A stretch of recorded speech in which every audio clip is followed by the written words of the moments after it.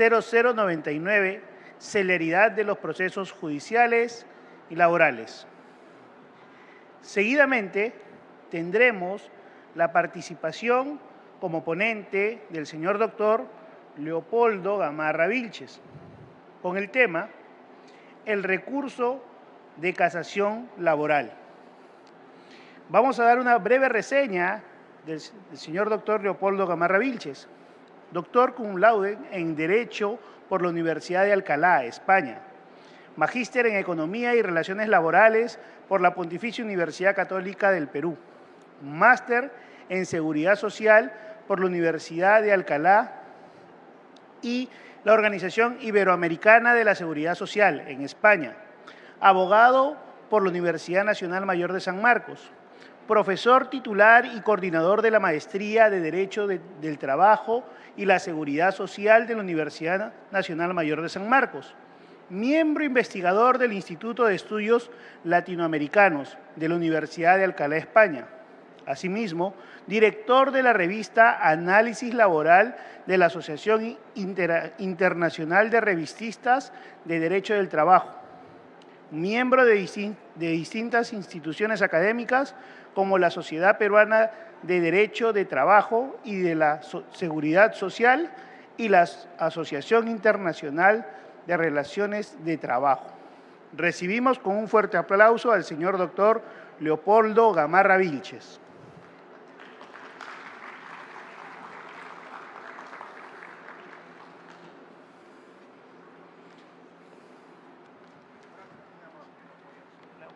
Sí, si me apoyas aquí en este puntero. Ya está.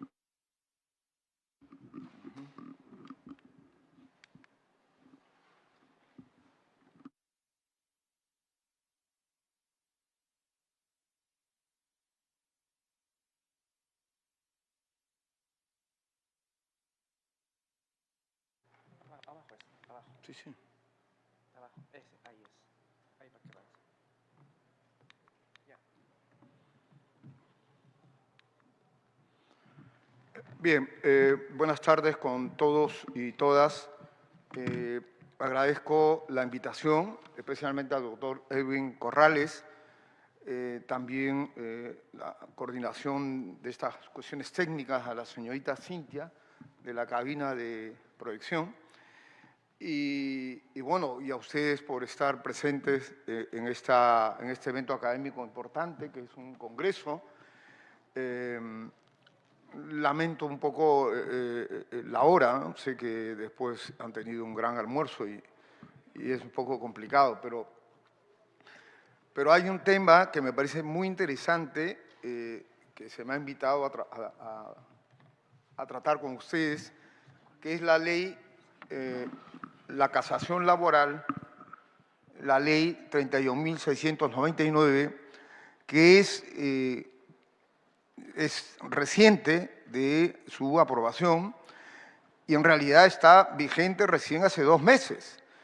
Entonces, vale la pena hacer un recorrido por este tema importante, como digo, y para ello quisiera presentar un pequeño temario, ¿no? En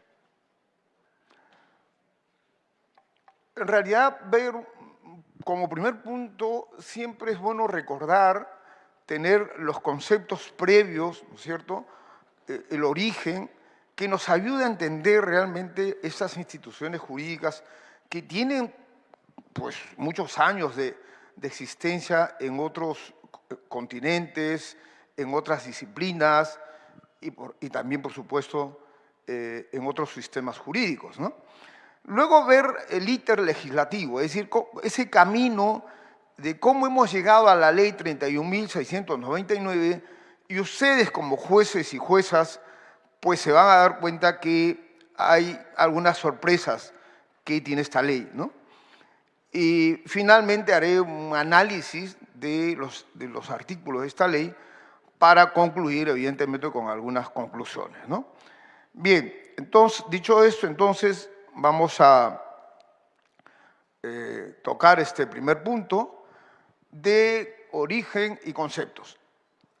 A ver, en realidad la palabra casación viene del verbo, bueno, de la palabra casser, del francés, que significa romper, anular algo, ¿no? Esa es la definición terminológica, digamos, ¿no? Lo que ocurre es que en la Revolución Francesa esta institución va a tener una importancia capital, fundamental. ¿Por qué? Porque el nuevo Estado, ¿no es cierto?, el Estado revolucionario, republicano, pues lo que va a hacer es tomar la influencia de dos grandes filósofos extraordinarios, por supuesto, hasta el día de hoy vigente en muchas de sus obras, como el caso de Montesquieu y Rousseau. En el primer caso, en el primer autor, la famosa obra del espíritu de las leyes, en donde plantea que en el Estado tiene que haber una división de poderes, ¿no? Eso es una cosa fundamental. ¿Por qué? Porque evidentemente cada poder tendrá competencias específicas para que funcione ese Estado.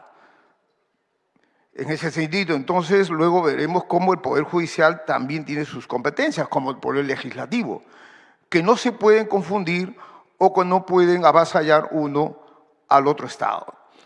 Y luego Rousseau plantea dos conceptos fundamentales para el Estado republicano, para un Estado moderno, ¿no?, que es el tema de la igualdad ante la ley, está en el contrato social, y el concepto de la voluntad general.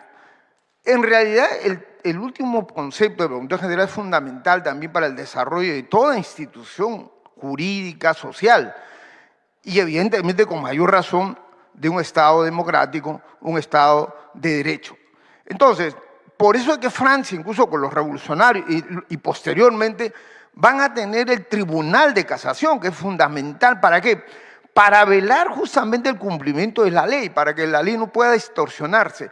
Incluso, por supuesto, no compartimos a estas alturas de la vida, pero ellos desdeñaban lo que era la jurisprudencia, ¿no?, porque consideraban que era la voluntad de los jueces y esa voluntad podía imponerse frente a la voluntad que era de la ley. Lo que le interesaba, como he colocado aquí, es seguir la letra de la ley. Bueno, así nace, ¿no? Pero en todo caso, lo interesante es que este concepto va a ir madurando, digamos, y con los años aparecen ya... Un segundo.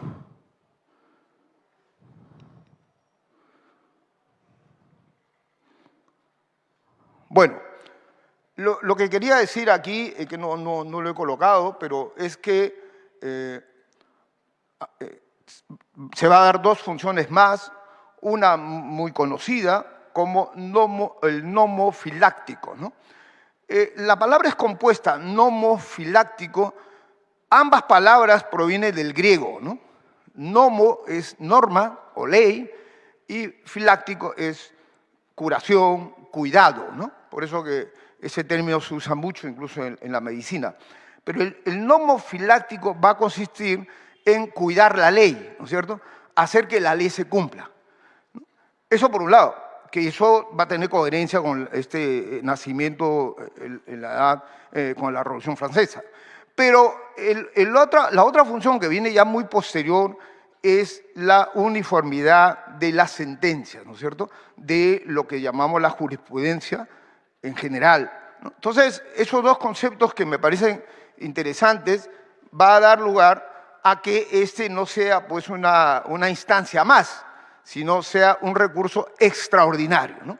Bien, dicho esto, entonces, podemos pasar a lo que es, en el caso nuestro, en laboral. Bien, la casación laboral en nuestro país, pues, nació tardíamente, ¿no? Como también muchas instituciones laborales, tiene que ver mucho con el origen del capitalismo, ¿no? Ahí hay una obra que es muy interesante, que hace poco se publicó, hace 2 años creo, de Carlos Contreras, un historiador, pero que hace un análisis de cómo el capitalismo se fue formando en nuestro país Su obra se llama El aprendizaje del capitalismo, ¿no? Fue casi un aprendizaje, efectivamente, y entonces, claro, paralelamente se dan también conflictos sociales y luego aparece el derecho al trabajo, muy lentamente con algunas normas, hacia 1900 para adelante, ¿no es cierto? En cuanto a la casación, es muy tarde, como dije, porque se va a dar el año 91, pero el 91 no como una ley propiamente de casación, sino que se autoriza, ahí está el decreto legislativo, de la ley orgánica del Poder Judicial, ¿no? Digamos, se reconoce, ¿no? Pero todavía no se legisló hasta 1996. Todos recordarán ustedes, en 1996 se aprobó la ley, se promulgó la ley 26636, que pues va a ser, digamos, para el momento importante, aunque todavía para ese entonces con algunas influencias civilistas, en fin, ¿no? Que luego, ya el 2010, se va a aprobar, ¿no es cierto?, justamente buscando la celeridad, porque si una de las cosas que tuvo la 26636, si bien introduce algunas instituciones propias del derecho al trabajo, pero el no tener la oralidad, o por lo menos prevalentemente no tenerla, pues hacía que el proceso sea lento, ¿no? Formalista, y evidentemente eso hacía que muchos juicios no fueran céleres, ¿no? Y por eso es que ya en la crítica a esta ley, y que incluye por primera vez la casación laboral, pero de una manera un poco abierta, estas causales que voy a ver más adelante, que hizo que el 2010 se aprobara pues la nueva ley procesal, ¿no? Es curioso, ¿no? Sigue siendo nueva, a pesar ya tiene 12 años y pico, ¿no? Pero seguirá siendo nueva. En esa nueva ley procesal, efectivamente, también se tiene que tocar pues la casación laboral. Y aquí una pequeña observación que va a ser útil para luego analizar el ítem legislativo. ¿Por qué? Porque esta nueva ley procesal pues se aprobó también producto de un proyecto del Poder Judicial. El Poder Judicial planteó un proyecto de una nueva ley procesal del trabajo que incluso se difundió mucho a nivel de universidades, a nivel de algunos centros académicos. Y luego, pues llegó al Congreso, ¿no? Y en el Congreso, específicamente en cuestión de casación, por ejemplo, prácticamente se modificó. Si quieren ustedes, una primera observación es que a la propuesta del Poder Judicial, el Legislativo lo que hizo fue modificar la propuesta y aparece justamente lo que va a ser luego criticado para que justamente se apruebe esta nueva ley, esta última, porque se consideraba que era una puerta abierta, y así lo dicen en el nuevo proyecto que se presentó para esta nueva ley. Una puerta abierta, se decía, ¿no? Porque no consideraban las causales que el Poder Judicial había planteado. Eso es en términos, digamos, negativos de la injerencia del Poder Legislativo.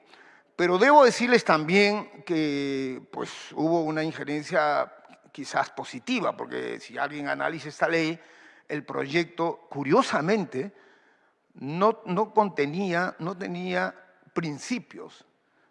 Cosa rara, ¿no?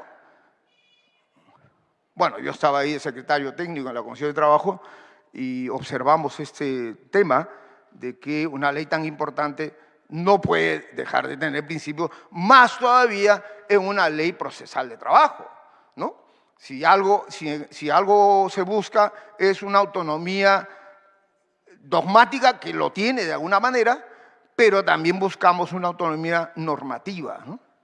Y la autonomía normativa proviene de una autonomía dogmática, o sea, si no tiene principios claros y sobre todo principios en general, pues simplemente era muy complicado, muy difícil iba a ser esta ley, entonces se tuvo que agregar.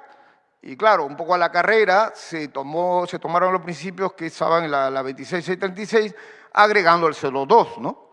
Entonces, bueno, de todas maneras, bueno, se habló de la oralidad, la veracidad, bueno, que de todas maneras es importante. Bien, Entonces, ese en general, cómo se presenta la casación. Y ahora vamos a ver el íter.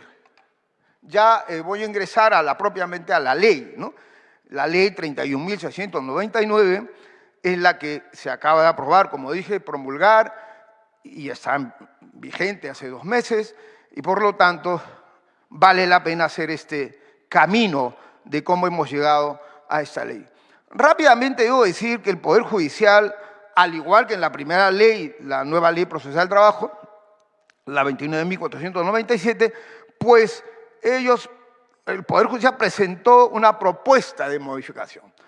Porque, como hace un momento lo decía, incluso me acuerdo perfectamente en el proyecto, en la página 13, señala que la nueva ley dejaba puertas abiertas en las causales de casación, decía, ¿no? Y entonces hay que cerrar esas puertas o hay que limitarlas, ¿no? Y entonces presentan el proyecto, ese proyecto llega al Congreso con un número 930, ahí está, del año 2021, perdón. Además, se denominaba ley que optimiza el recurso de casación en la nueva ley procesal. Subrayo el nombre porque va a ser útil en la crítica que voy a hacer más adelante. Bien, llega al Congreso, pues el Congreso, como todo proyecto, lo deriva siempre a 2 comisiones, ¿no? Eso es importante. Es bien raro que solo vaya una comisión, salvo que sea del Ejecutivo específicamente, pero normalmente van a 2 comisiones. Hay una comisión principal y la otra no principal, pero se le denomina elegantemente primera comisión y segunda comisión. Aquí la primera comisión es la Comisión de Trabajo y la segunda era de Justicia. Pero ¿qué pasó en el trayecto? Eso es lo que me da, debo decirlo, en honor a la verdad, es que la Comisión de Trabajo prácticamente no hicieron nada. Nada de nada hasta el final, ya faltando meses, porque evidentemente ya la Comisión de Justicia había avanzado, tenía su dictamen. Ustedes saben que el proyecto lleva un dictamen, el dictamen de la Comisión se ve en el Pleno y si se aprueba se llamará autógrafa, ¿no? Entonces, ya la Comisión de Justicia tenía su dictamen, pero con un error. Bueno, desde mi punto de vista, que lo veremos más adelante, es que ellos, lo que hacen es que un año antes estuvo un proyecto de la modificación también de la casación civil, que luego se aprobó una ley, ¿no? En ese proyecto de casación, evidentemente también del Poder Judicial, las causales pues son distintas, ¿no? Porque una cosa es proceso civil, causas civiles, y otra cosa son causas penales, laborales, ¿no? Entonces, lo que hizo la Comisión de Justicia fue prácticamente tomar el proyecto que ya lo habían aprobado, trasladarlo al tema laboral, a este proyecto 930, ¿no? Sin mayor análisis, sin mayor comentario, y la verdad, bueno, lo adaptaron, ¿no? No es exactamente, pero está adaptado. Si ustedes revisan, pues ahora lo vamos a ver, está adaptado. Y dejando de lado la propuesta del Poder Judicial. Ahora, entonces, como la Comisión de Justicia ya tenía su dictamen y tenían que forzar a que la Comisión de Trabajo, que era principal, porque si no, no podía entrar al Pleno, pues la Comisión de Trabajo lo único que hace y señala, que me da pena su dictamen realmente, ¿no? Porque dice, tomamos los conceptos, fundamentos desarrollados en la Comisión de Justicia. Bueno, eso no es una comisión, ¿no? Así no funciona una comisión. Entonces, con eso, pues va al Pleno y aquí está el 14 de febrero de este año, se aprobó en el Pleno del Congreso ese texto sustitutorio. Porque claro, el texto original es el texto del Poder Judicial, el 930. Pero cuando tú modificas, aún modificando una línea o una palabra, ya es texto sustitutorio. Y bueno, aquí no se modificó una línea, una palabra, se modificó todo. Especialmente conceptos. Y entonces, ese es el proyecto sustitutorio que se aprobó el 14 de febrero y pasa a ser autógrafa, y luego el Ejecutivo pues promulgó y publicó en marzo de este año, ¿no es cierto? Esta ley 31.699. Bien, ese es el íter legislativo y ahora voy a ir al cuarto punto, que he colocado análisis. En realidad haré algunos comentarios, ¿no? Es muy poco tiempo para poder hacer un análisis detenido, pero haremos lo más importante, ¿no? En ese PPT, ojalá que se pueda observar, creo que hay mucho texto, ¿no?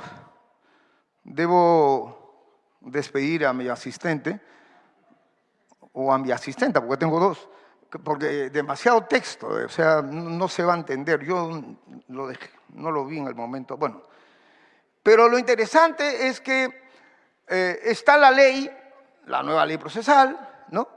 El proyecto de poder judicial y la nueva ley. Entonces, eso lo que ustedes pueden observar, ¿no? Justamente es lo que hace un momento mencioné, que se cambia totalmente, ¿no? Y acá está, aquí podemos ir a algunos comentarios, ¿no? Bien, lo que he dicho hace un rato, ¿no? Hace un momento. Una cosa es el proyecto de ley presentado por el Poder Judicial y otra cosa es lo que se aprobó en el Pleno del Congreso, y esa sería mi primera observación, porque las causales son totalmente diferentes, como vamos a ver enseguida. Ahora bien, las nuevas causales, en realidad, si ustedes observan en el anterior, bueno, lo pasé rápidamente, van a ver ustedes una imprecisión y sobre todo hay reiteración en algunos conceptos, algunas normas, ¿no? También se nota causales, variedad de causales, ¿no? Que va a suponer, yo creo, va a suponer una dificultad en la calificación o sea, la calificación de la admisión y de la procedencia, que ahora se hace una distinción que también lo veremos más adelante. Por otro lado, cuando digo una reiteración, por ejemplo, solo un ejemplo, el artículo 34.2, que ya lo pasé, de la nueva ley, se señala una causal que está perfecta, es la misma causal que está en el artículo 139.3, numeral 3, perdón, de la Constitución. Y entonces, igual el 139.5, que son garantías procesales, garantías al debido proceso, que no necesitas reiterarla, porque lo tienes ahí en la Constitución. Ahora, lo más grave, ¿qué es lo que yo noto? Que señalan varias causales, porque uno diría, bueno, está perfecto, ¿no? Porque así evitamos que todos vayan pues a la Corte Suprema, ¿no? Evitamos la casación. Pero ¿qué ocurre? En el artículo 36.3 de la ley nueva, se señala que sin perjuicio de las causales que uno puede interponer, excepcionalmente la Corte Suprema dice puede determinar su procedencia, cuando considere necesario por doctrina jurisprudencial. Bueno, hay que entender qué cosa es doctrina jurisprudencial, ¿no? En un país tan desordenado, con falta de criterios unitarios, por lo menos no lo hice, ¿no? Hay que interpretar. Entonces, pero ahí hay un contrasentido, porque si tú estás limitando, o sea, ampliando las causales para limitarla, digamos, pero por otro lado le das una excepción a la Corte Suprema que puede sencillamente zurrarse las causales y decir, vamos a casar tal expediente, ¿no? Bien, bueno, termino mi comentario de este artículo que, tomando un texto del proyecto del Poder Judicial, en donde señala que es una puerta abierta para cualquiera de las partes pretende interponerse. Bueno, mi opinión personal es que hoy no solamente las puertas están abiertas las ventanas, el garaje, la puerta del jardín, ¿no? O sea, ya no hay una limitación como existía en la nueva ley procesal y sobre todo en el proyecto del Poder Judicial. Bueno, vamos a pasar al artículo 35. Esto es sobre la interposición y admisión, ¿no? Como ven ustedes, bueno, es difícil que puedan leer, realmente voy a pasar más bien al comentario. Hay algunos cambios, evidentemente, que son muy positivos, que provienen incluso del proyecto de la ley, del proyecto del Poder Judicial, como por ejemplo en el caso de obligaciones de sumas de dinero, ¿no? Se eleva, ¿no? A 500 URP, ¿no? Entonces, eso a mí me parece un criterio importante, ¿no? Porque justamente con ello puedes limitar.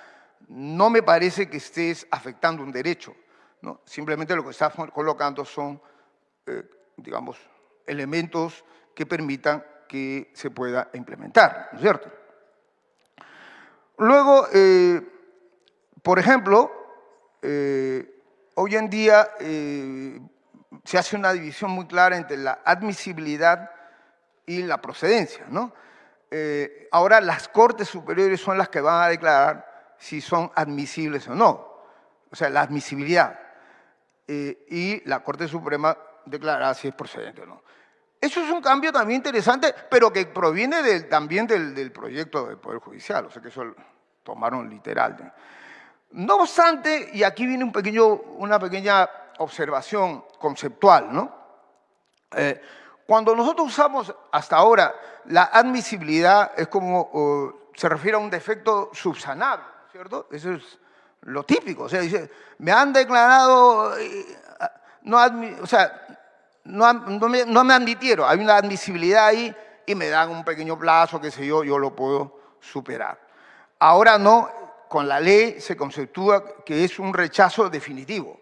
O sea, te declara inadmisible y ya no tienes opción de poder subsanar, ¿no? Entonces es un concepto, simplemente una observación que hay un cambio ahí conceptual de la idea o del término admisibilidad.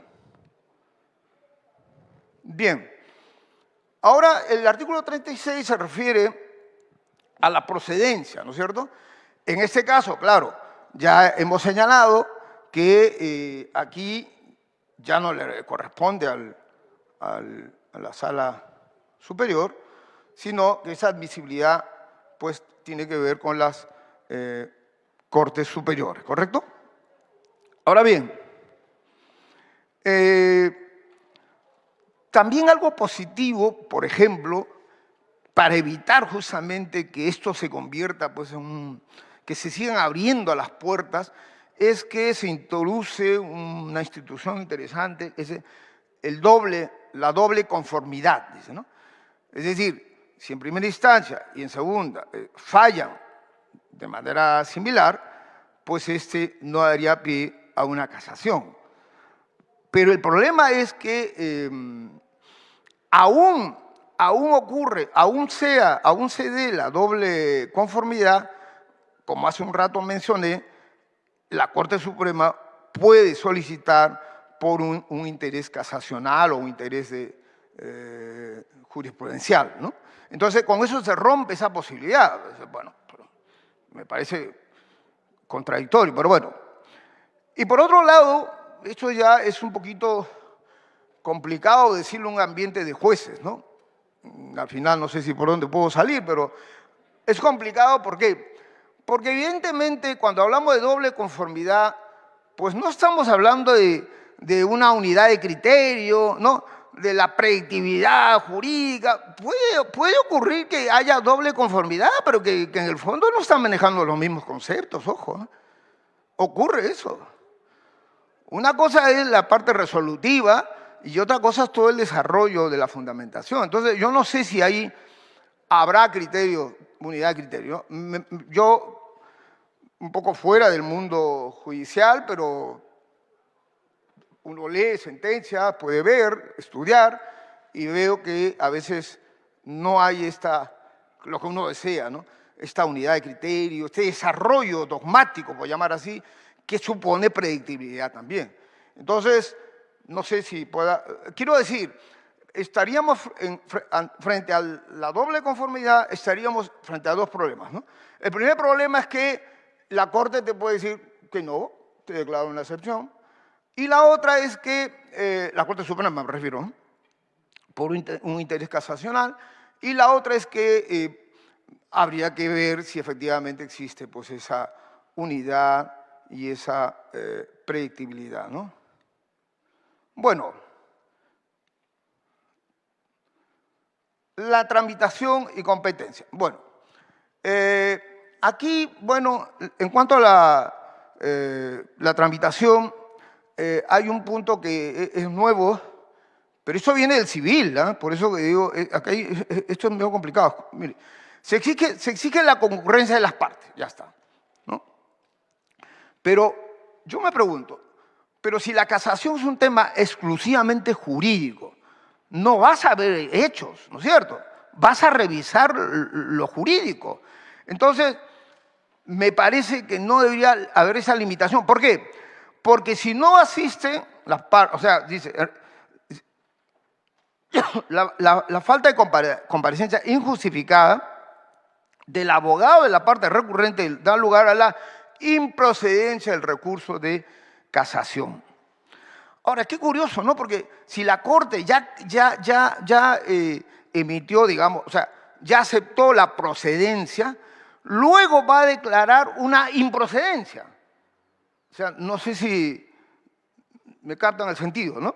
Porque la Corte declara la procedencia por las causales que crea conveniente. Y luego, si es que la parte no va, sobre todo el abogado, no asiste, ¿no? Podría declararse improcedente. Entonces ahí habría una doble improcedencia, cosa que es un poco complicado, ¿no? Pero sobre todo que sería improcedencia por lo dado formal, ¿no?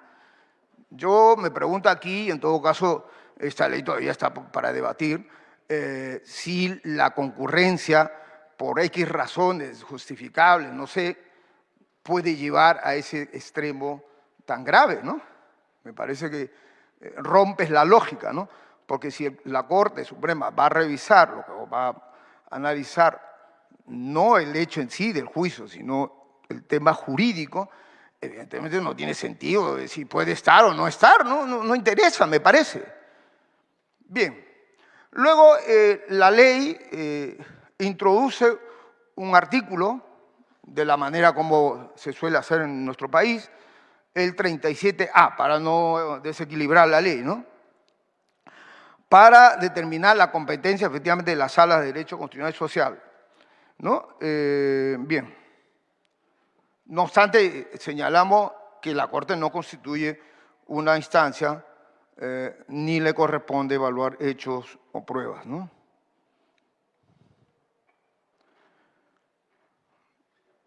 Vamos a ver ahora ya algunas consecuencias, ya para ir cerrando porque estoy con la luz. Este es un semáforo que es... Ni siquiera me pongo, como estoy con mi coche, no me pongo nervioso con el semáforo, pero aquí sí. Bueno, bien, aquí dos pequeñas observaciones. El artículo 38 de la nueva ley se mantiene intacta, ¿no? No han cambiado ni una coma. Lo que se refiere al tema de los efectos suspensivos, ¿no? Entonces, eso está vigente. Lo que cambia es el artículo 39, pero cambia con un lenguaje también complicado, ¿no? Por decirlo menos. A ver, si en el artículo 34 pusieron todas las causales posibles, ¿no es cierto? Colocaron las causales, ahora en el artículo 39 señala la terminología que utiliza la nueva ley procesal del trabajo. Incluso la 26.636, que es la infracción de una norma de derecho material procesal y apartamiento inmotivado de precedente judicial, que son las dos causales. Entonces, ¿en qué quedamos, no? ¿Hay infracción de una norma de derecho? ¿O esas son reemplazadas por las causales señaladas en el artículo 34? Entonces, ahí, por ejemplo, hay una incoherencia que me parece probablemente puede ser una incoherencia técnica del que ha redactado, pero no creo, más bien hay una confusión ahí, ¿no? Bueno, Bien. Por otro lado, cuando yo mencioné que reitera en cosas, en derechos, el artículo 39.4 se refiere a un texto que está en el artículo 41 de la nueva Ley Procesal del Trabajo. O sea, está expresamente en lo que se refiere a la publicación, etc. Eso no, a mí me parece que es una cosa absurda, ¿no? Pero bueno, esas son observaciones de esta ley. Bueno, ya terminando, tengo 4 conclusiones que me gustaría, en todo caso, conversar, debatirlo, en fin, ¿no? Que es la parte más interesante. Porque además algunos jueces recién llegan y podrían pensar que estoy tratando la casación civil. Pero bueno, a ver, una primera conclusión es que después de 12 años de la nueva Ley Procesal del Trabajo, pues es la primera vez, de manera sustancial me refiero, que se modifica una institución fundamental de la ley procesal, ¿no es cierto? En este caso, la casación. ¿El objeto cuál era? Uno lo puede leer en el proyecto del Poder Judicial, lo que en la mañana decía el presidente de la Corte, ¿no? El doctor, me he olvidado su nombre, bueno. Javier Arévalo, un gran amigo, pero uno se olvida de los amigos. Javier Arévalo, sí. Sí, con Javier tengo una anécdota porque antes de su elección, 2 o 3 meses antes, estuvimos en Madrid, en un restaurante muy extraordinario, se llama El Senador, que está frente del Senado, un restaurante muy bueno, y bueno, habían 2 personas que luego han asumido cargos importantes, y los fotógrafos siempre quieren... Entonces él dijo, no, nada de foto, porque estoy en proceso de elección. Ah, bueno, yo le auguré que iba a ser presidente, y brindé con un vino, y luego estaba al costado, que nadie sabía, porque se le apareció la Virgen, es el ministro de Trabajo, ¿no? Que había confundido, Fernando Varela, y el otro es Arévalo. Entonces, bien, y él decía, pues, y ha dicho en varias entrevistas, que lo que se busca es la celeridad. O sea, el proceso laboral tiene que ser célere por su naturaleza. Yo le digo a mis alumnos, ¿qué cosas se debate en el mundo laboral? ¿Qué cosas hacen los jueces? Pues debaten temas prácticamente alimenticios, ¿no? Porque la remuneración es de carácter alimenticio. O sea, en el proceso laboral no se debate una herencia, no sé, pues grandes intereses. Se debate una cosa elemental para el trabajador, ¿no? El cumplimiento de la norma de parte del empleador. Habrán algunos casos particulares, por cierto, pero en general eso es lo que se debate. Y entonces la característica tiene que haber una celeridad, porque si el juicio tarda, pues ya no es juicio, y más todavía si tienes un carácter alimenticio, el dinero que llega después de 5 o 6 años pues, con la inflación y todo, pues ya no sirve para nada, ¿no? Porque ese trabajador habrá logrado otro trabajo, me imagino, ¿no? Entonces, aquí hay un problema, ¿por qué? Porque se introducen criterios civilistas, pero no en el sentido que a un teórico tipo Monroy ahí que diga, no, que el proceso laboral debe ser también civilista, valdría la pena debatir. Es que aquí no hubo ningún debate. Hubo una flojera académica. La comisión tomó el proyecto del proyecto civil y ahí está, les dejo el PPT y lo trasladó al laboral. Y eso no es trabajo, ¿no? Ahí no hay ningún debate. Lo que ahí hay que decir, señores, ustedes tienen que trabajar, ¿no? Y eso me parece importante decirlo. Mi segunda conclusión es que afecta seriamente la autonomía, en este caso normativa, y por lo tanto también puede afectar la autonomía dogmática, ¿no? Porque si hay algo que tenemos los laboralistas, tenemos que defender, es esa autonomía del derecho al trabajo. El derecho al trabajo se desprendió hace 200 años del derecho civil.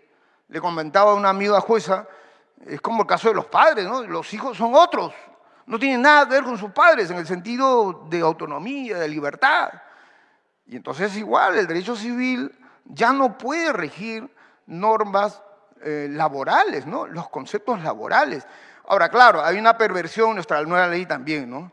que vía supletoria se sigue utilizando. Pero bueno, eso es también un problema. Pero con esto se agudiza porque ya propiamente esa casación tendrá concepto y tiene conceptos civiles, ¿no?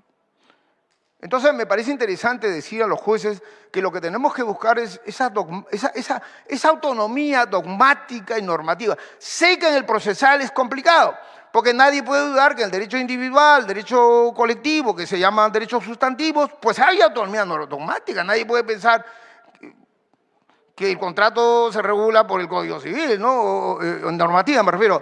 O dogmáticamente, pues hay teorías, ¿no? De principios, etcétera. Bien. Una tercera conclusión es que es verdad que hace un momento lo dije, hay algunas instituciones, digamos, algunos cambios interesantes, ¿no? Esta doble conformidad, el aumento a 500 URP, el tema de la calificación, de la admisibilidad, procedencia, etcétera. Pero donde hay problemas son las causales, ¿no? Porque finalmente lo otro es más instrumental, ¿no? Las causales son las que se han abierto las puertas, las ventanas, en fin, como decía, ¿no? Finalmente, acá hay un tema que ya no compete a los jueces, o en todo caso, más es para el doctor Arévalo, con quien hablaré en algún momento. Yo creo que ahí, bueno, como Poder Judicial en todo caso, yo pienso que, a ver, vamos a ver. El Poder Judicial tiene lo que la Constitución le reconoce, iniciativa legislativa en su materia, dice, ¿no? Ya está. Por supuesto, el Poder Judicial no puede plantear temas que no son de su materia. Perfecto, ya.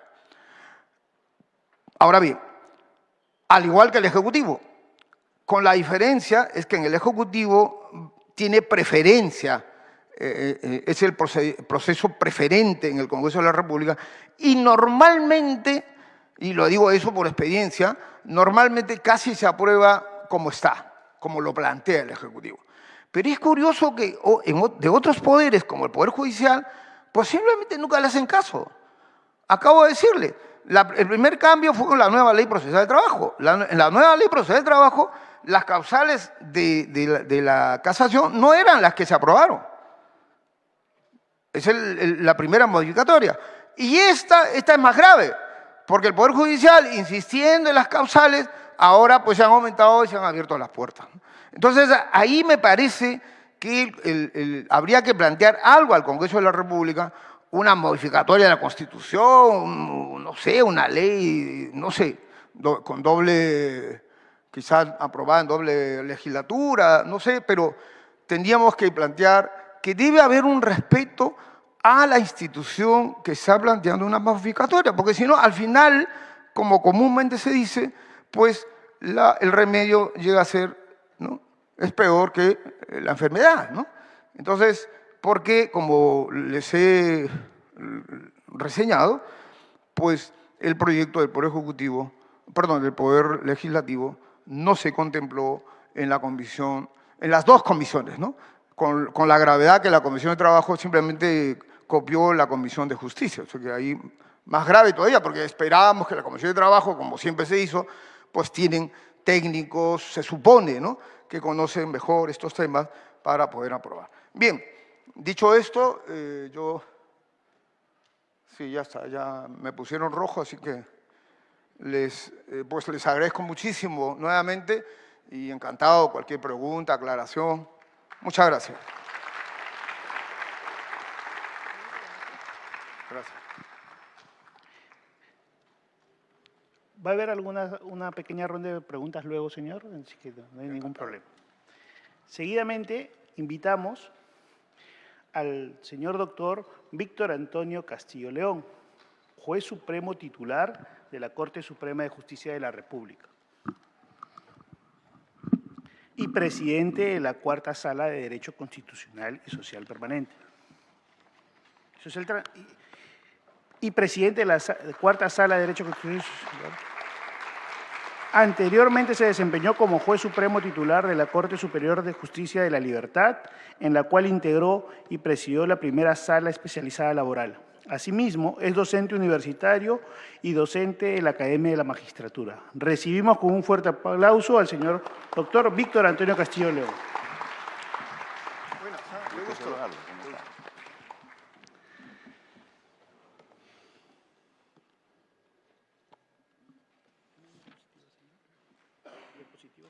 No. Solamente tengo las notas que he tomado de la excelente exposición del señor expositor, doctor Gamarra Vilches, a quien conocemos por su amplia presencia en el mundo académico laboral. Quería saludar a todos los presentes, colegas magistrados, de todas las instancias, de todas las geografías del Perú.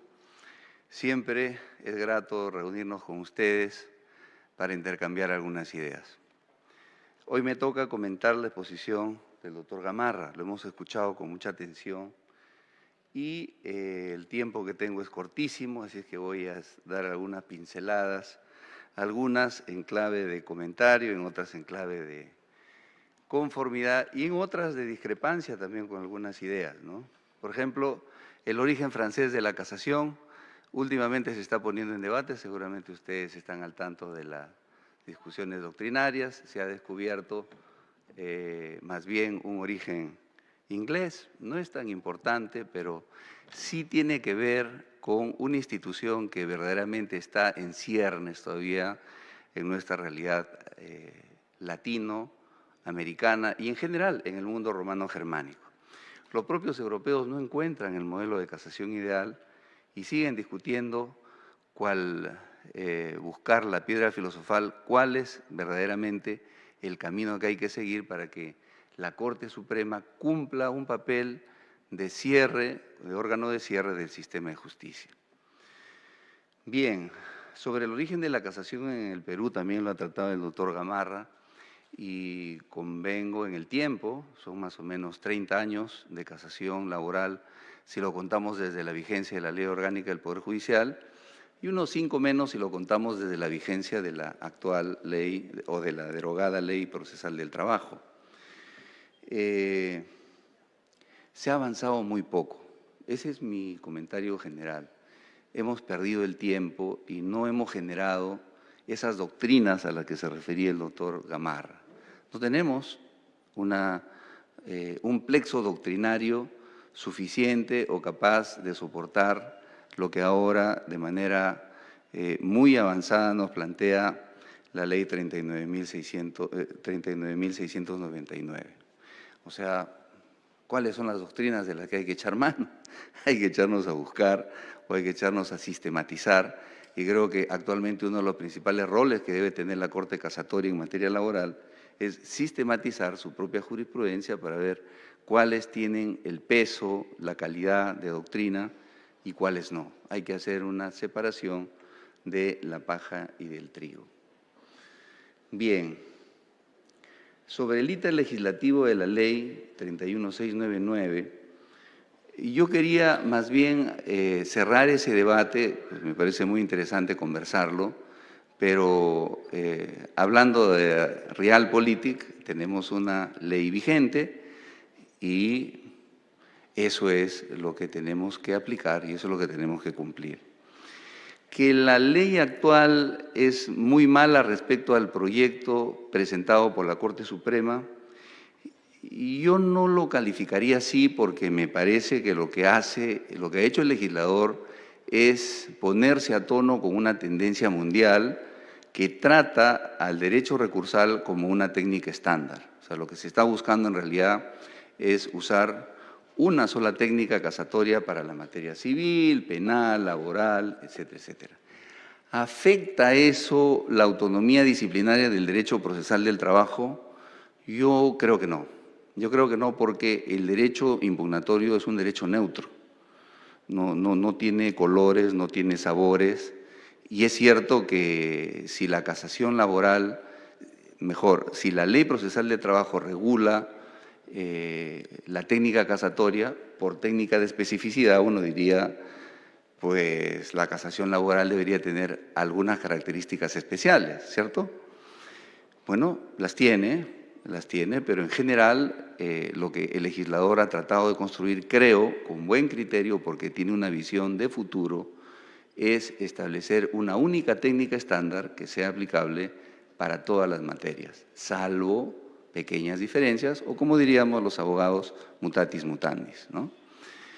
Por lo tanto, creo que vamos bien. Recordemos el anteproyecto de Código Procesal Civil, en el que vamos ya de manera mucho más decidida a una casación en la que el objeto del recurso sea la definición de cuestiones jurídicas centrales, cuestiones jurídicas fundamentales en la perspectiva de una corte de precedentes, de una corte que fije doctrinas jurisprudenciales y que no resuelva casos individuales. Vi en una diapositiva del doctor Gamarra una frase que no llegó a pronunciarlo, pero está en su diapositiva que nos ha presentado, cuando dice la Corte Suprema no es una tercera instancia. La Corte Suprema no es ni para apreciar hechos ni para valorar pruebas. Bueno, si eso es así, tenemos que cambiar el talante, no solamente normativo, sino también ideológico y la concepción de los jueces. Porque si vamos a seguir generando una casación en la que la Corte Suprema valora pruebas, aprecia hechos y quiere resolver cada cuestión que se le presenta, pues sabemos que eso es de nunca acabar. Entonces, una Corte Suprema que actúe como tercera instancia no tiene futuro, ni acá ni en ninguna parte del mundo. Entonces, yo creo más bien que estamos yendo a un cambio de paradigmas. Creo que la ley actual es una ley tránsito, es una ley puente que nos debería conectar con un futuro sistema casatorio integrado.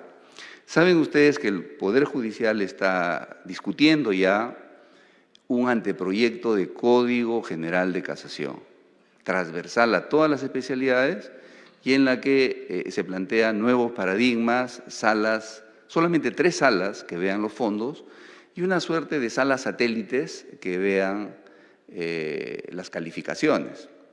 Siempre en la perspectiva de reducir, de hacer mucho más cerrada el acceso al sistema casatorio.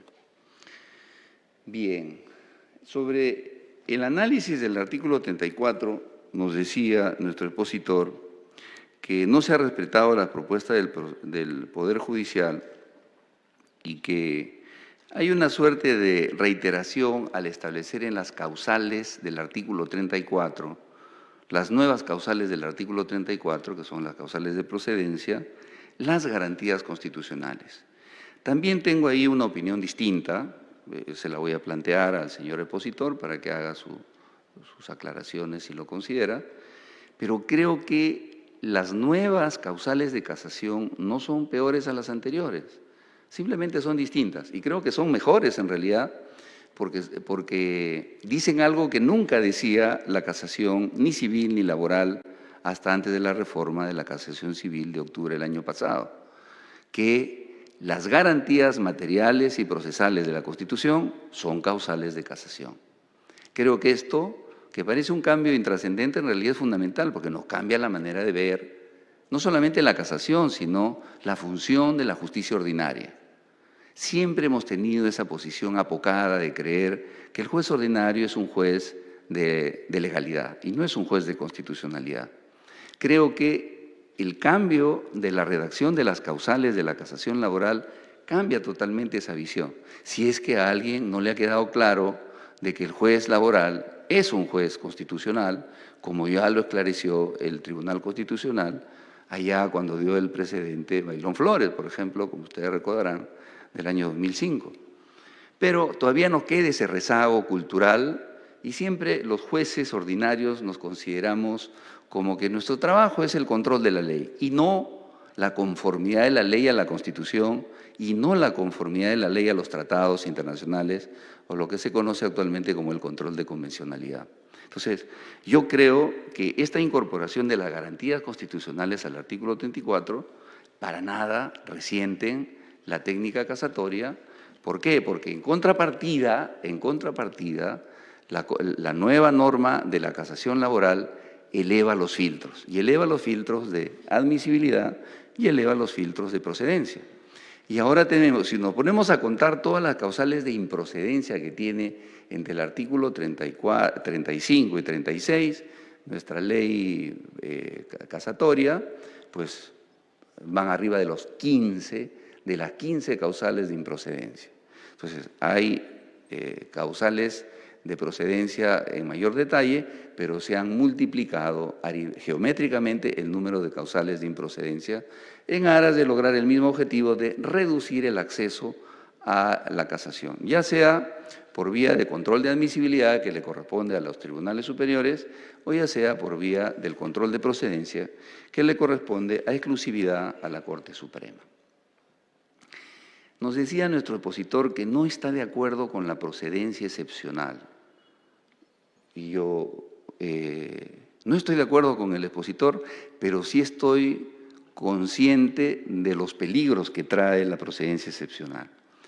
Porque así como podríamos tener una Sala Suprema que honesta y constitucionalmente decida los temas relevantes para la jurisprudencia laboral, podría también haber una Sala Suprema que no esté bien encaminada y que, por ejemplo, elija los temas por lobby o por interés subalterno o cosas por el estilo. Entonces, es un tema delicado. Pero creo que el legislador está apostando por un poder judicial profesional, serio y con todos los controles constitucionales y disciplinarios de sus integrantes. Entonces, salvado esa reticencia, yo creo que darle a la Corte Suprema el poder de elegir, cual certiorari, los temas que son relevantes para generar doctrinas jurisprudenciales, es más bueno que malo. Hay riesgos, pero es más bueno que malo y a ver, veamos cómo funciona.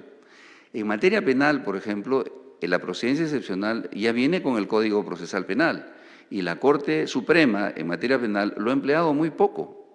Entonces, esperemos que eso no ocurra con civil y esperemos que eso no ocurra en laboral, porque si no, pues la procedencia excepcional no pasará de ser un elefante blanco y creo que eso nadie quiere. Porque si algo le falta a la jurisprudencia laboral son criterios orientadores, criterios que sienten precedentes, que sienten doctrinas y que hagan que los miles de casos que se ven en las instancias, empezando por par letrado en adelante, se resuelvan con unicidad, con uniformidad de criterios. Nos decía nuestro expositor que está de acuerdo con las 500 URP de la summa gravaminis. Yo tengo ahí un sentimiento encontrado. Creo que las 500 URP obedecen a la buena intención de hacer que menos casos lleguen a la Corte Suprema. Pero no es la mejor manera de seleccionar los casos en la Corte Suprema, porque podrían haber casos de cuantías menores a 500 URP, es casi $250,000 de soles, que podrían tener interés casacional o que podrían ser relevantes para definir doctrinas jurisprudenciales. Sin embargo, la norma está ahí, son 500 y bueno, en tanto no hay un cambio, por ejemplo, el Código General de Casación que está en anteproyecto plantea 200 URP, no 500 sino 200. Y finalmente será cuestión discrecional del legislador que finalmente establezca una cantidad. Lo importante creo que no es cuántas URP constituye la summa gravaminis, creo que lo interesante y lo verdaderamente trascendente es que se cumpla, porque existen muchísimos mecanismos de sacarle la vuelta a la summa gravaminis. Y acá yo llamo la atención a los jueces de instancia, porque es muy fácil llamarle a una pretensión de obligación de dar, llamarle obligación declarativa o pretensión meramente declarativa, como por ejemplo las demandas de homologación, las demandas de nivelación, y tantos otros sustantivos que al final son obligaciones de dar, pero que mal calificadas por las instancias podrían dar lugar a que se diga, no, este caso debe llegar a la Corte Suprema porque no es una obligación de dar, cuando en el fondo sí lo es. Imagínense esas típicas demandas que todos conocemos en la que el trabajador dice, pido mi homologación y bueno, luego hace su liquidación y manda y hace un petitorio de tanto de plata. Entonces, ¿cómo se va a calificar eso en vía casatoria? ¿Es una pretensión afecta a la cuantía o no lo es? A mí me parece que sí, porque más allá de que el señor esté convirtiendo en petitorio lo que en el fondo es una causa de pedir, aquí hay que trabajar mucho el tema de la pretensión procesal, ¿no? El petitorio es el derecho que se solicita y es la consecuencia jurídica, la norma jurídica material. Mientras que la causa de pedir es la situación fáctica descrita, es el supuesto de hecho de la norma jurídica material. Hay una relación inversa entre la estructura del silogismo jurídico y la estructura de la pretensión procesal. Es exactamente inversamente proporcional. Cuidado con eso. Es cierto lo que dice nuestro expositor cuando encuentra una falta de precisión técnica en los términos admisibilidad y procedencia. Y es cierto que nuestra ley le llama admisibilidad a cosas que en realidad son causales de improcedencia. Pero es una libertad que se toma el legislador probablemente para distinguir el control que debe hacer la Corte Superior del control que debe hacer la Corte Suprema. Llamemos entonces convencionalmente, más allá de la técnica, porque el 128 dice otra cosa. 128 del Código Procesal Civil dice otra cosa. Pero convencionalmente estemos de acuerdo entonces en que admisibilidad es el control que hace la Corte Superior e improcedencia es el control que hace la Corte Suprema. Bien, sobre el doble conforme nos dice nuestro expositor que lo ve positivo, pero que se desmerece con el interés casacional y no asegura el doble conforme decisiones acertadas en las instancias. Estoy de acuerdo que podrían haber dos errores garrafales de la primera instancia y la segunda instancia. Y bueno, esa sería una injusticia por los siglos de los siglos porque eso no tendría el control casatorio, ¿cierto? Recordemos que el actual texto de la ley no distingue entre si el doble conforme es a favor del trabajador o en contra del trabajador, es en ambos supuestos. Entonces podría acá haber una espada de Damocles de que este enunciado normativo consagre errores que generen injusticia y que abonen a la ilegitimidad del Poder Judicial. Pero creo que eso se corrige justamente con lo que a nuestro expositor no le gusta, que es el interés casacional, porque justamente el interés casacional es una suerte de vacuna, una suerte de contrapeso al doble conforme. ¿Qué significa interés casacional? Que si hay doble conforme, pero lo resuelto por las instancias es contrario a una doctrina, por eso le decía la importancia de definir qué cosa es doctrina actualmente. Si es contrario a la doctrina, entonces procederá la casación aun cuando haya doble conforme. Y el segundo supuesto de interés casacional es cuando dos cortes superiores tienen posiciones divergentes. Entonces, fíjense ustedes cómo estos supuestos de excepcionalidad de doble conforme en realidad resultan ser el elemento que le ponen el fiel a la balanza y que pareciera darle racionalidad a la técnica del doble conforme. Bien, y un último comentario que quería hacer es el referido a esta improcedencia de la casación por inasistencia del abogado después de haber sido ya declarado procedente el recurso. Y en efecto hay posiciones diversas, ¿no? Y cualquiera de nosotros podríamos plegarnos a cualquiera de las posiciones, a favor o en contra de esta regla en la que dice, si el abogado de la parte no se apersona, entonces frito pescadito, ¿no? Ahí queda la cosa. Me parece que es una norma que aprecia o revalora la técnica de la carga procesal. Las partes tienen la carga de cumplir y si cumplen la regla, pues pueden verse beneficiadas y si no cumplen la regla, pues pueden sufrir un perjuicio. Y entonces acá lo que ha hecho el legislador es poner una regla aparentemente draconiana, pero que si ustedes lo miran en perspectiva no lo es tanto, por varias razones. Fíjense ustedes. En primer lugar, porque los abogados de las instancias tienen el deber, no solamente en las instancias, sino también en la Corte Suprema, de cumplir sus obligaciones profesionales. El deber de colaboración no solamente de las partes, sino también de los abogados. Entonces, en primer lugar, es altamente improbable que, señalada día y hora para un informe oral, en un recurso de casación declarado procedente, el abogado de la parte en cuyo beneficio se ha declarado la procedencia no se apersona. Entonces, ahí como que va disminuyendo la expectativa de riesgo de que esta norma tenga un desenlace con sabor a inconstitucionalidad. El segundo elemento es que hay dos situaciones posibles. Una, que la casación haya sido declarada procedente por reunir los requisitos de procedencia y de admisibilidad, como le ocurre a cualquier mortal, en cuyo caso el peso de una declaración de improcedencia solamente afectará al interés de la parte que no supo satisfacer su carga procesal. Y nos quedaría un tercer grupo, que es la casación declarada por interés casacional, o sea, de oficio por el Tribunal Supremo o por procedencia excepcional. Ahí sí tiene sentido, creo, la crítica de que habría una cierta contradicción entre aquello de que el Tribunal Supremo diga, en primer lugar, procedente de la casación por interés casacional o por procedencia excepcional, y luego, ante la inasistencia del abogado, diga, esto se cae. Resultaría contradictorio, porque se entiende que el interés, más que de la parte, es del propio tribunal. Sin embargo, creo que los jueces supremos, acuérdense ustedes, son jueces como cualquier otro juez de instancia.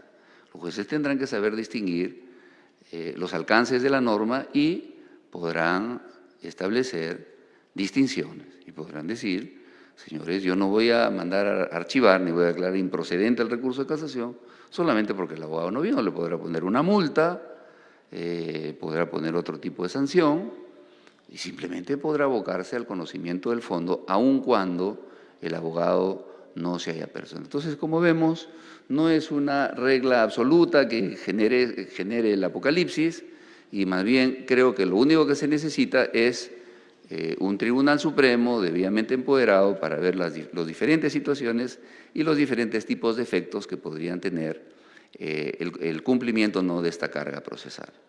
Ahora, hay que recordar que los jueces supremos en esta materia tienen un margen de discrecionalidad como lo tiene cualquier otro juez, como lo tiene cualquier otro juez de las instancias. Entonces, no será una norma pues, negativa per se.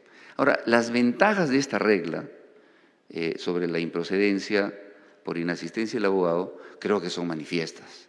Como bien lo ha señalado nuestro expositor, el tema que se debate en la Corte Suprema es estrictamente jurídico y, en consecuencia, ¿cómo no va a ser relevante y cómo no va a ser una falta de respeto del tamaño de una catedral que, tratándose de un asunto de derecho, el técnico en derecho, el abogado, el interesado, en quien el litigante ha confiado para que el tema sea visto en sede casatoria, pues no se apersone? En consecuencia, me parece que la regla, en teoría, en términos abstractos, es proporcional y es razonable.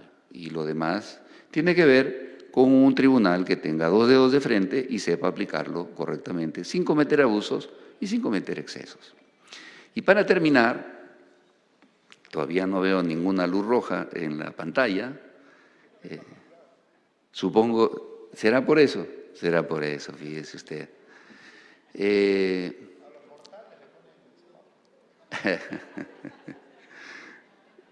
Yo quisiera usar estos últimos minutos justamente para hablar de un par de conclusiones que nos ha traído nuestro ilustre expositor, mortal igual que yo.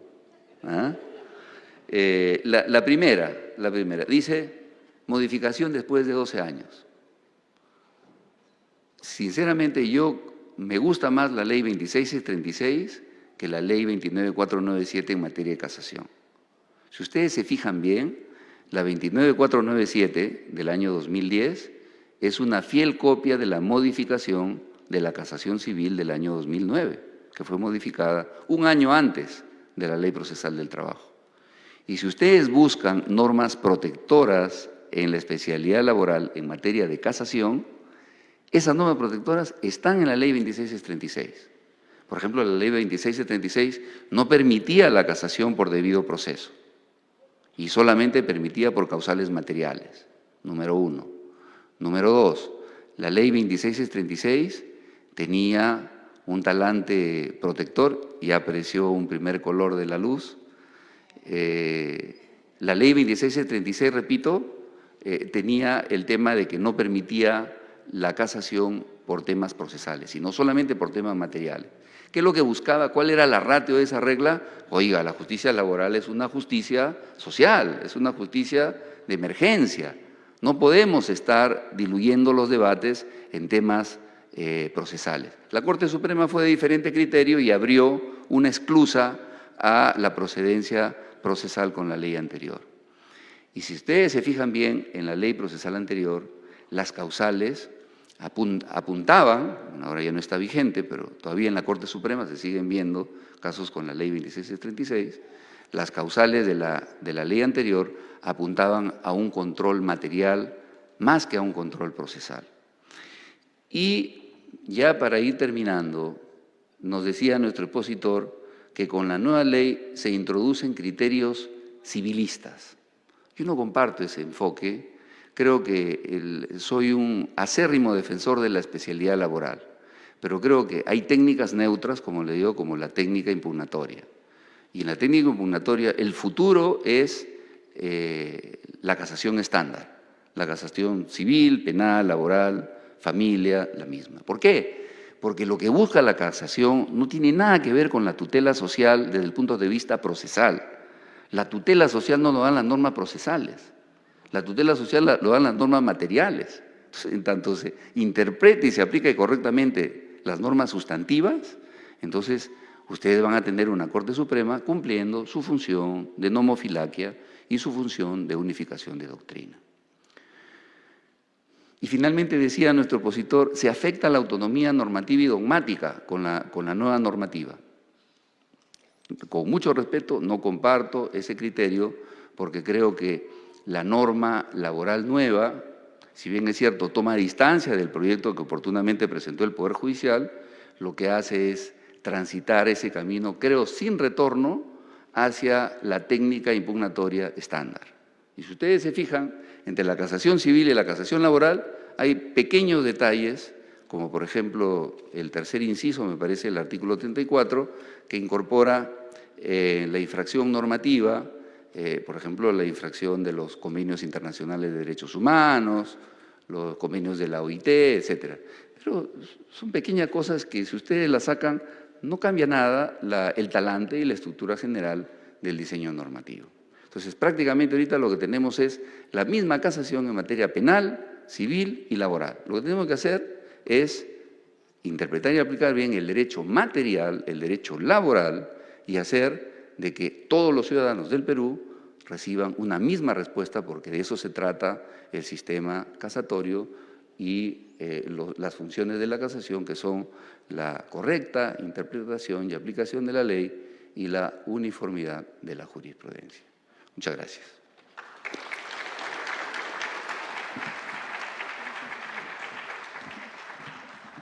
Agradecemos la participación del señor doctor Víctor Antonio Castillo León. Seguidamente vamos a pasar a una pequeña ronda de preguntas, por favor. Uno por el lado izquierdo.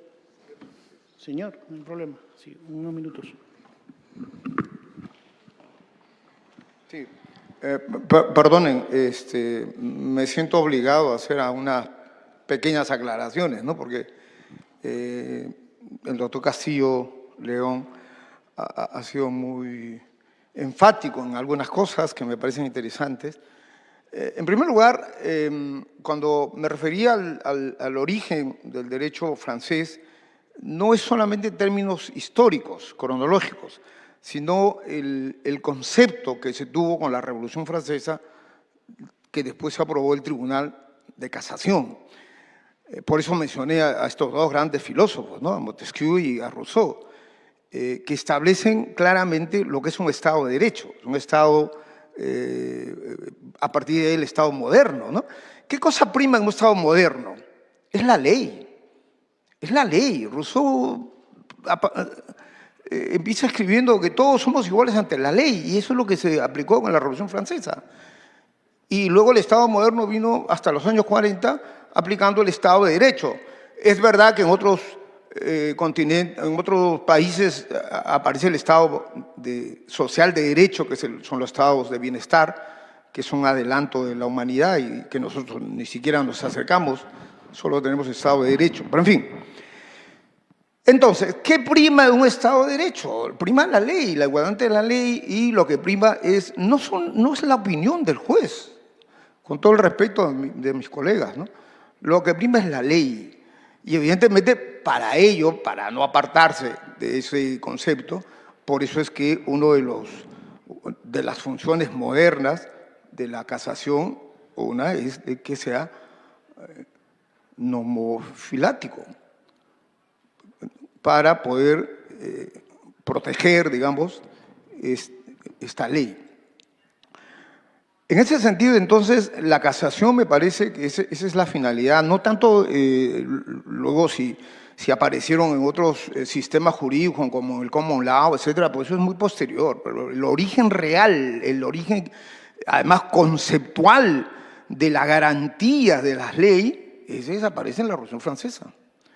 Bien, número uno. Número dos, yo no comparto con el doctor Castillo cuando dice que en el derecho, bueno, mi idea es que en el derecho nada es casual, mi querido doctor. En el derecho la ley tiene que ser clara. Los jueces no pueden estar interpretando a su antojo. Hay una interpretación básica, por supuesto, pero no, la ley tiene que ser clara. No puede darse en el caso lo que él justamente reconoce, cómo es que se introdujo el concepto civilista en la casación laboral, que lo ha mencionado, que la ley, la nueva ley procesal, un año antes de aprobarse esa ley, ya se había modificado la casación laboral. Se había modificado respecto a la 26636. ¿Y qué cosa se introdujo? Se introdujo criterios civilistas. Y después de 12 años ha fracasado. Como fracasará esta ley, con toda seguridad.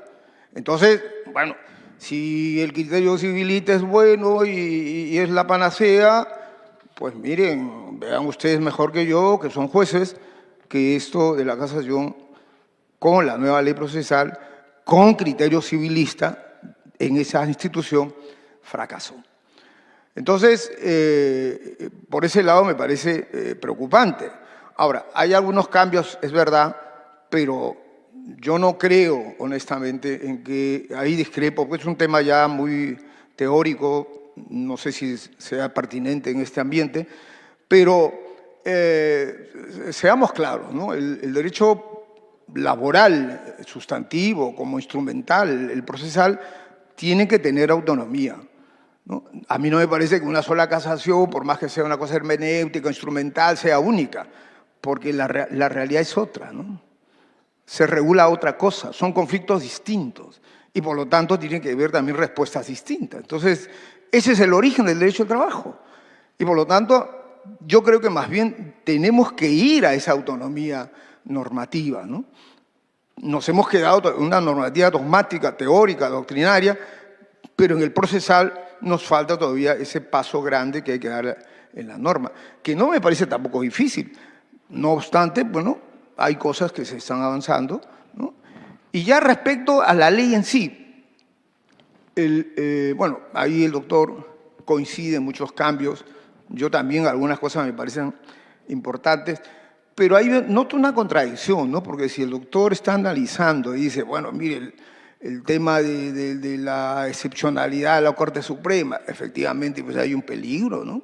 Porque si tienes tantas causales, tienes más de 15 causales de improcedencia, y luego a la Corte Suprema, bajo un término que no se explica todavía la doctrina jurisprudencial, interés jurisprudencial, perdón, puede casar. Y eso él mismo lo ha dicho, puede llevar a un país con altos índices de informalidad, de corrupción, puede llevar a estas distorsiones, ¿no? Yo creo firmemente en la ley. Yo creo que la ley tiene que ser clara, la ley tiene que ser taxativa y, claro, dentro de esa claridad los jueces tendrán que aplicar, ¿no?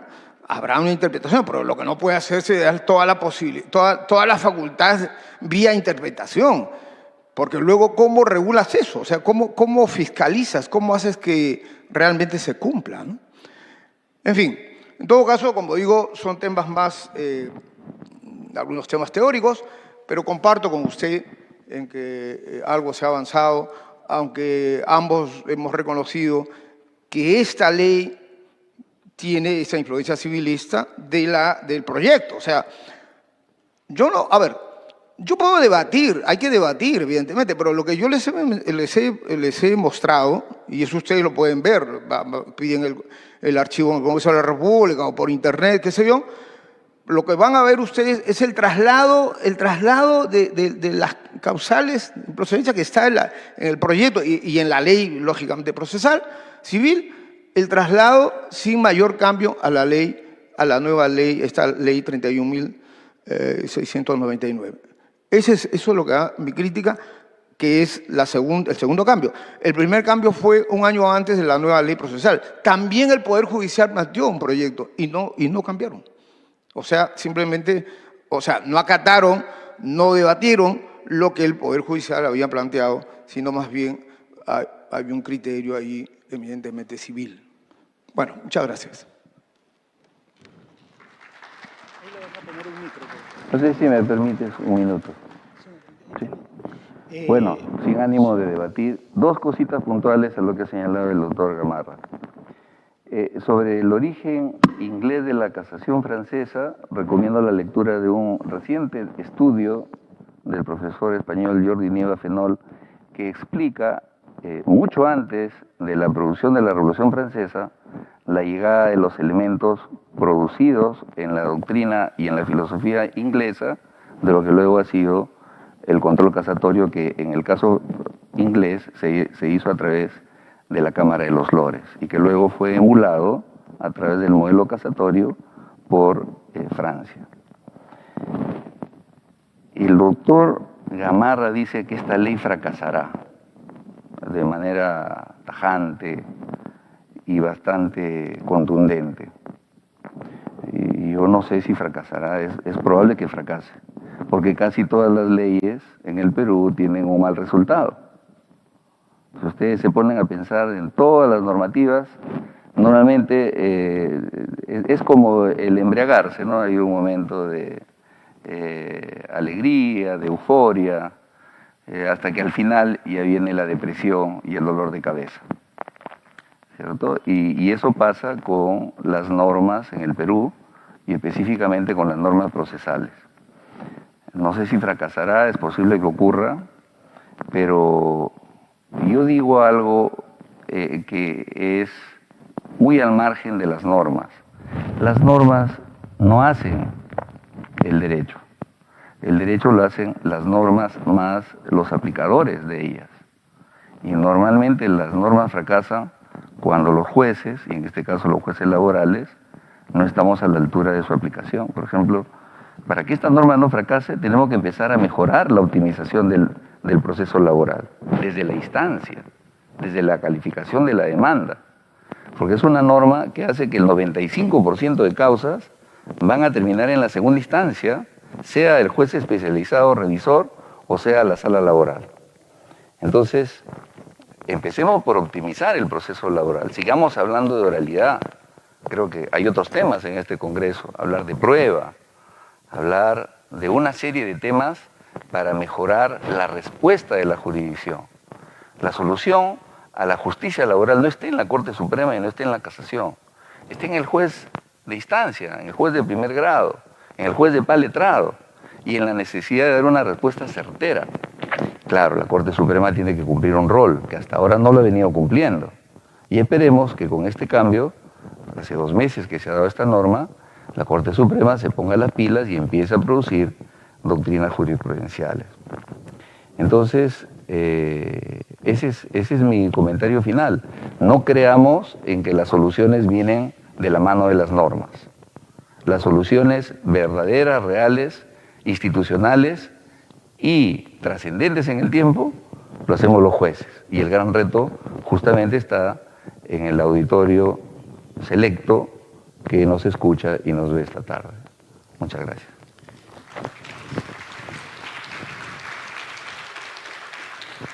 Seguidamente, para completar este grupo de ponencia, vamos a pedir la participación de una persona del público para que haga una pregunta y puedan ser absolvidas por nuestros expositores el día de hoy. ¿Alguna pregunta, por favor? Si no es así, yo pediría que cada uno pueda dar una conclusión final y ¿qué viene de acá a 10 años o a 20 años hacia el futuro con lo que ustedes han desarrollado durante su experiencia? ¿Qué creen que pueda llegar hacia el futuro justo en el tema que es el recurso de casación laboral? Señor expositor. Gracias, gracias. Encantadísimo. No voy a usar más de 2 minutos. Creo que lo que viene es la frase churchiliana más conocida, ¿no? Ustedes la conocen mejor que yo. Tenemos que esforzarnos, ¿no? Tenemos que sacrificarnos todos. La justicia laboral no se hace con buenos propósitos. La justicia laboral no se hace con buenos deseos. Se hace con mucha honestidad, con mucha honradez, con mucho trabajo, con mucha dedicación. No crean en aquellos que nos dicen, no, usted es pro trabajador, porque a muchos jueces nos tildan de pro trabajadores y a unos pocos los tildan de pro empleadores. Yo creo que las dos calificaciones son erróneas. Ustedes saben que el único pro trabajador es el ordenamiento jurídico. La Constitución tiene mandatos que obligan a proteger a la parte débil de la relación laboral, de la relación de seguridad social. No hay jueces pro trabajadores ni pro empleadores. De tal manera que nuestro compromiso, como bien decía el doctor Gamarra, es con la ley, pero también y sobre todo con la Constitución y ahora, más que antes, con los tratados internacionales, ¿no? Con las convenciones de la OIT.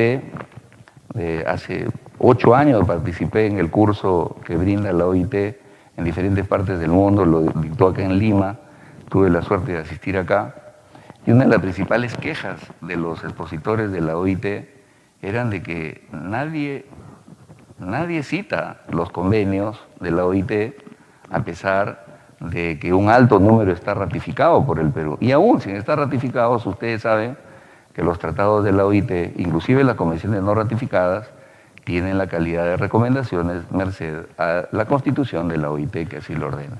Además, no tiene que decirlo la Constitución de la OIT, porque las sentencias de derechos humanos que han emitido diferentes tratados, diferentes tribunales internacionales, han establecido que todo aquello que tenga que ver con la dignidad de la persona, el Estado social, el Estado democrático de derecho, la forma republicana de gobierno, tal como lo manda el artículo 3 de la Constitución, se adhiere a nuestro ordenamiento jurídico, aunque no esté arreglado.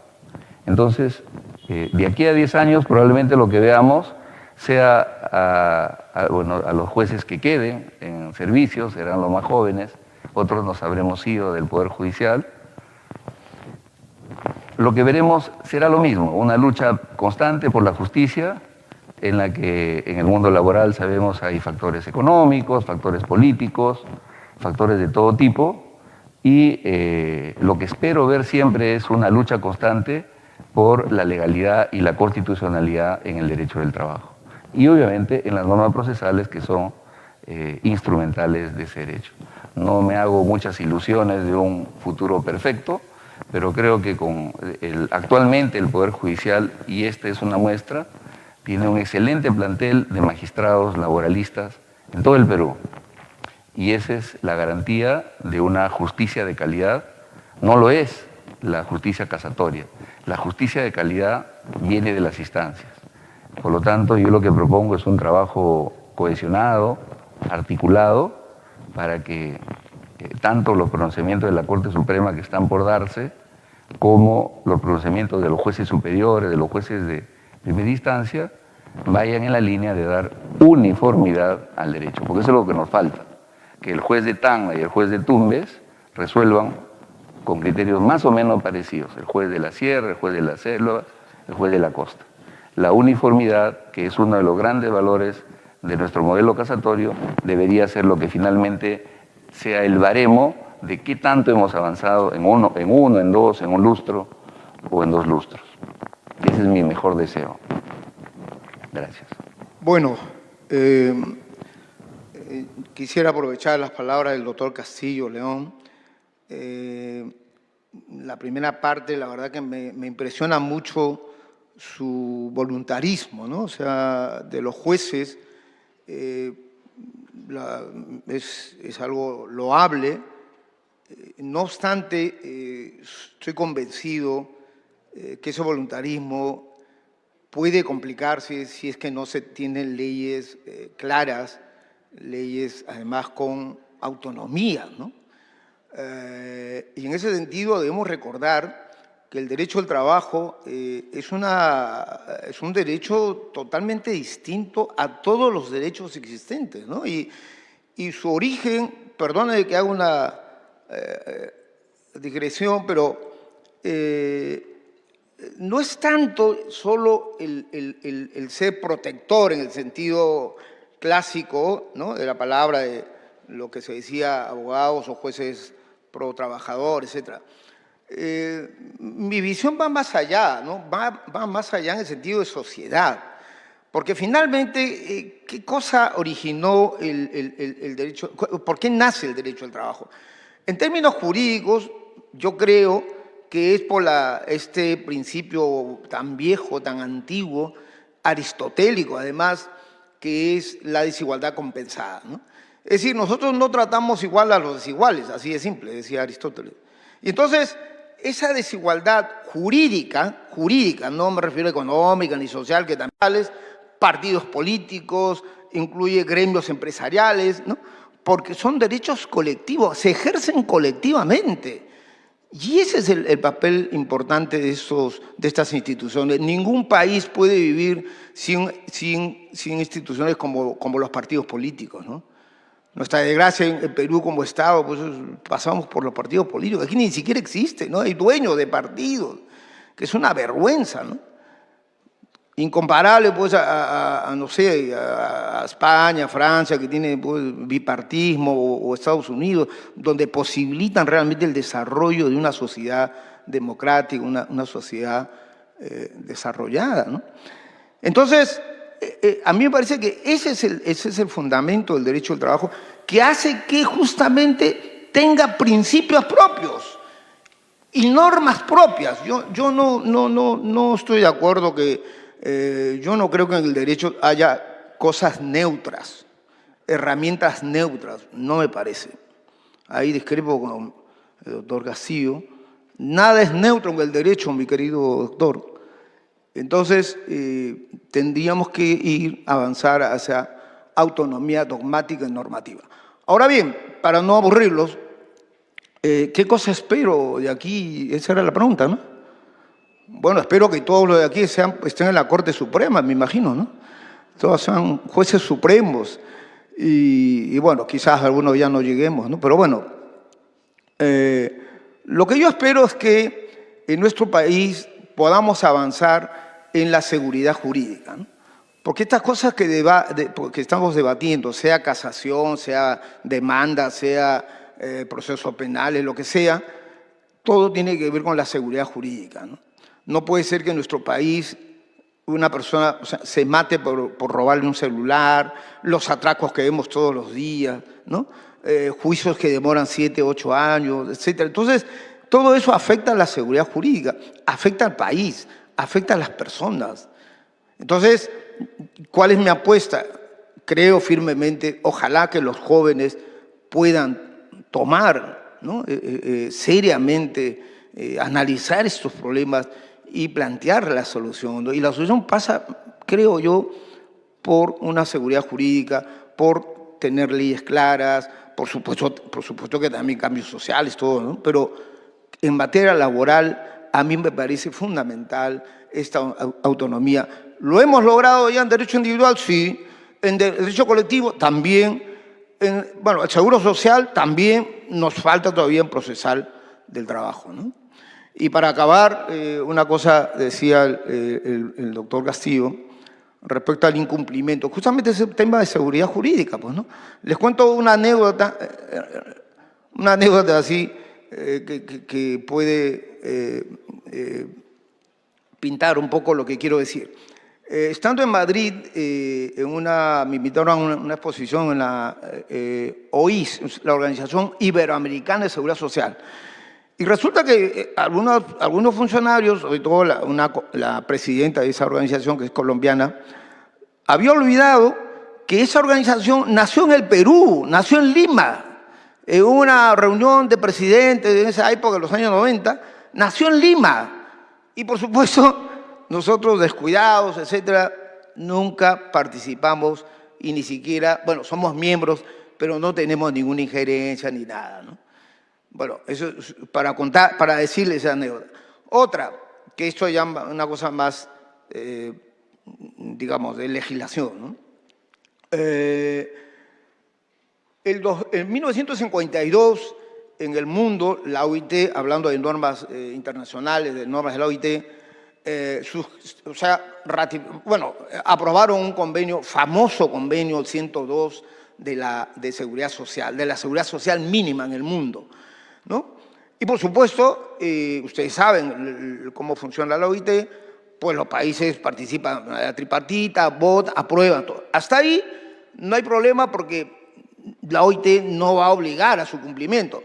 La obligación es de cada país. Cuando un país ratifica el convenio aprobado, evidentemente se hace vinculante. Eso está en el artículo 55 y 56 de la Constitución nuestra. Y Perú, el primer país en el mundo que llegó a suscribir y a ratificar, no solo suscribir, porque todos lo suscribieron en el año 52, pero el 60 fue el primer país que ratificó. Y comprenderán ustedes, no solo no tenemos ni siquiera seguridad social mínima, ni siquiera tenemos un buen seguro de trabajadores, ¿no? Bien, ya me pusieron la luz roja, así que muchas gracias.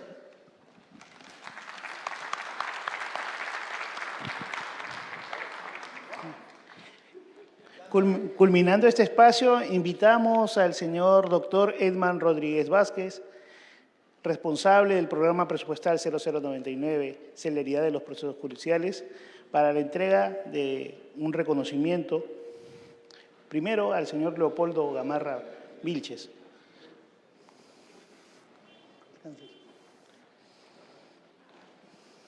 Adelante.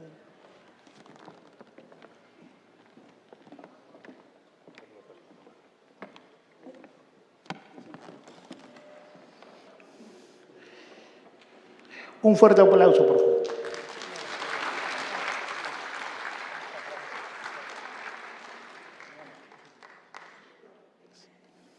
Seguidamente, también al señor doctor Víctor Antonio Castillo León, juez supremo titular de la Corte Suprema de Justicia de la República, a quien le brindamos un fuerte aplauso.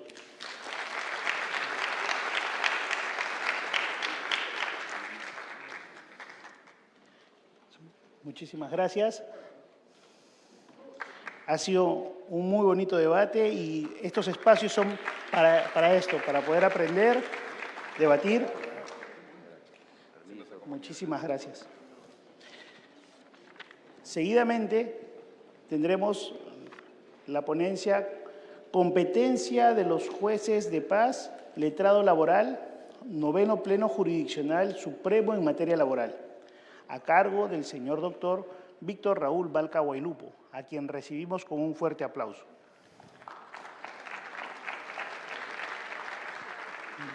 Vamos a dar una breve reseña. Él es abogado y magíster de Derecho Civil y Comercial de la Universidad Nacional de Trujillo, doctor en Derecho por la Universidad Privada Antenor Orrego, cuenta con estudios en la Organización Internacional del Trabajo, OIT, en Colombia y Perú, así como en argumentación jurídica por la Universidad Alicante de España y en ligación oral